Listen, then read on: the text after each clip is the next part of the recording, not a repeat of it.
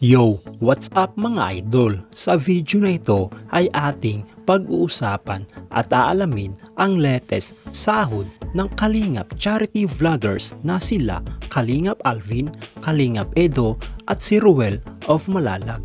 Gamit ang isang public website na Social Blade ay ating malalaman at makikita ang kanilang latest sahod sa YouTube.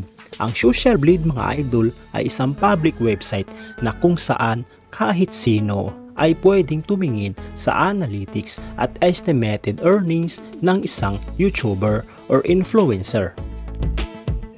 So yun mga idol, umpisa natin kay Kalingap Alvin. Ito ang latest YouTube stats summary ni Kalingap Alvin noong September 22, 2023 hanggang October 5, 2023.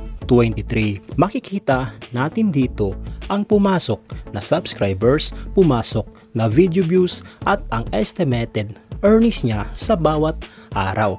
Pero mga idol, ang titingnan natin dito ay ang daily average at weekly average. At disclaimer lang mga idol, ang impormasyon na inyong nakikita ay isang estimated earnings lamang dahil ang website na ito mga idol ay nagbabase lamang sa views ng bawat video.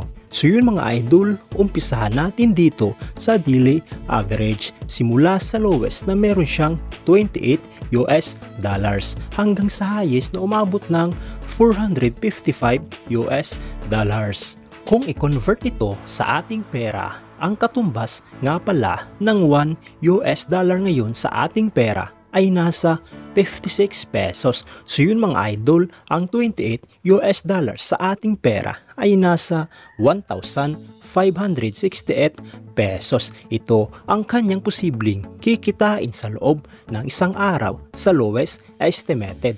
At ang katumbas ng $455 naman sa ating pera ay nasa 25,480 pesos. Ito naman ang kanyang posibleng kikitain sa loob ng isang araw kung ang lahat ng nanunood sa YouTube videos niya ay hindi nag-i-skip ng ads. So yun mga idol, dito naman tayo sa weekly average. Simula dito sa lowest na meron siyang $199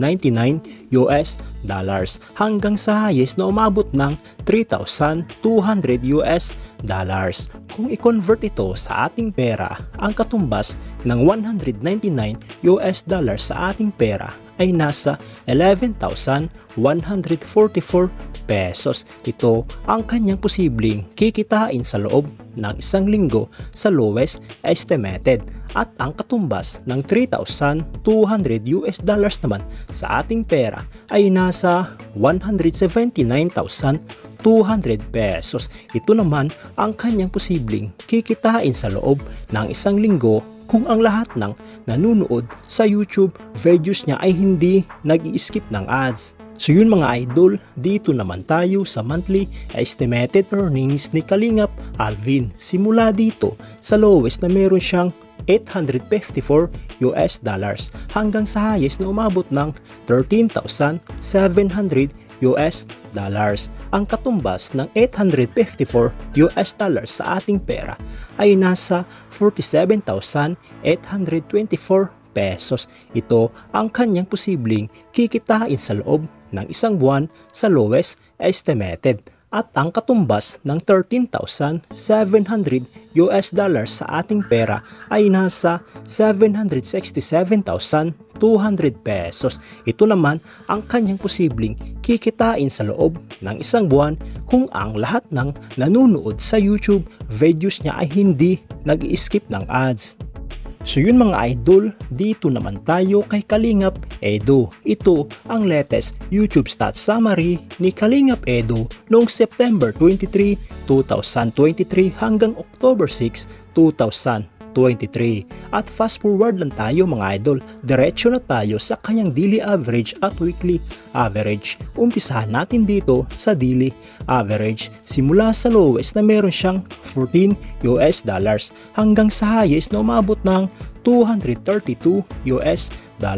At kung i-convert ito sa ating pera, ang $14 sa ating pera ay nasa 784 pesos. Ito ang kanyang posibleng kikitain sa loob ng isang araw sa lowest estimated.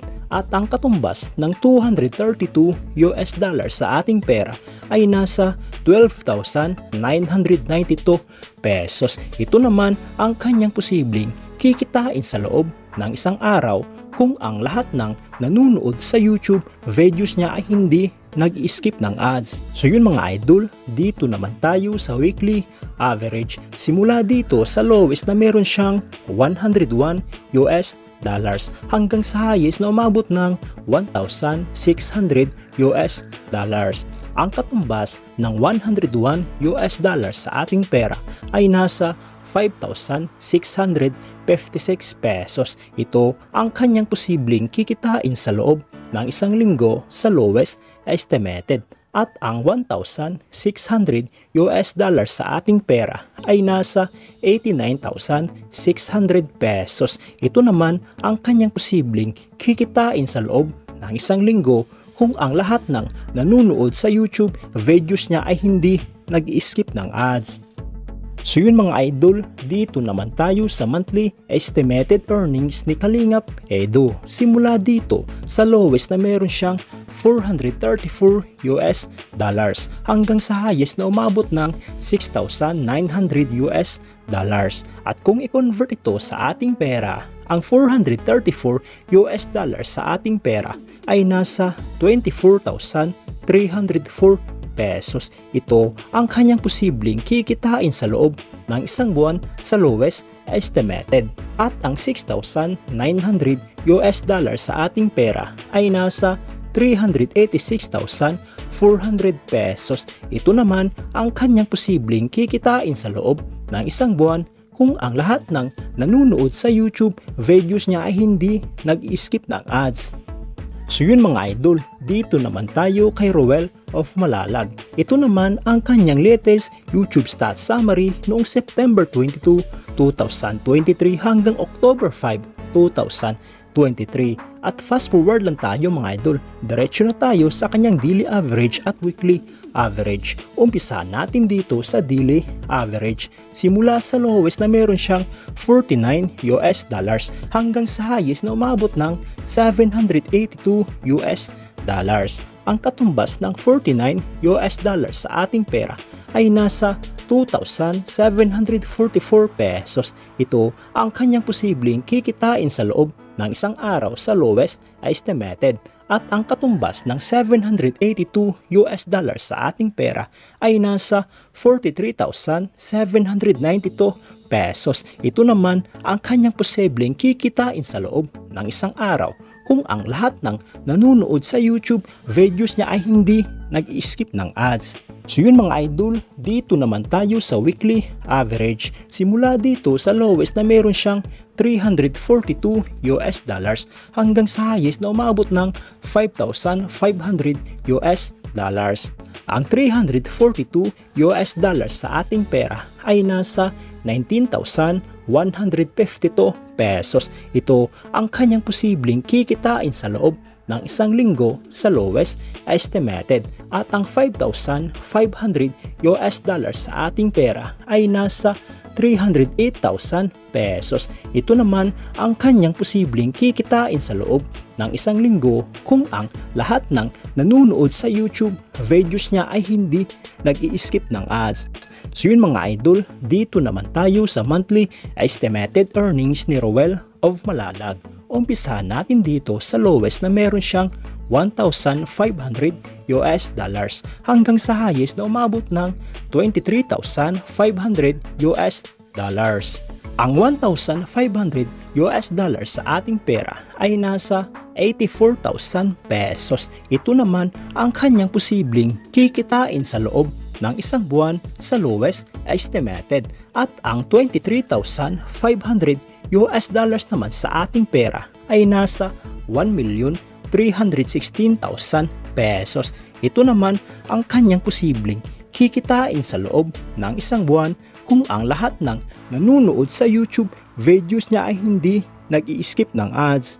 So yun mga idol, hanggang dito na lang ang video na ito. Kung nagustuhan mo ang video na ito ay mag-iwan ka naman ng isang like at isang subscribe bilang suporta sa aking YouTube channel. So yun mga idol, maraming salamat sa panonood.